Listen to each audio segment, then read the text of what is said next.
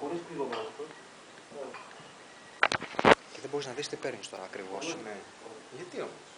Βάστα. Το αγκουγκλείο στα χέρια σου. Είναι παλιά γι' αυτό. Δεν σε λειτουργία. Αυτό δεν μπορεί να πάει μέσα από ηλεκτρονικό υπολογιστή. Πώς πάει τώρα? Το βίντεο θα μεταδοθεί λογικά. Γιατί το παίρνει. Ναι, αλλά σε τι χρήση? Πάμε. 87 κιλά. Πόσα? 98 και 2. Α, φτάσει μικρά. Κουρασμένος.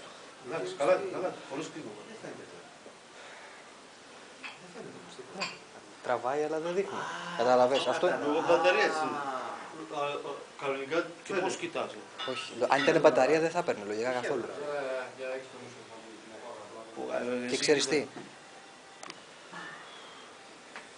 Κοίτα δεις, το κάνει και στις φωτογραφίες. Δεν το έκανε παλιά, τώρα το έκανε. Αυτό που μπορεί να κάνεις το εξής. Όταν μεταφέρεις τα αρχεία, να τις κάνεις μια επανεκκίνηση. Ή να τις αναβαθμίσεις το... Ένα reset. Λοιπόν, τι θα πεις. Κάτσε να το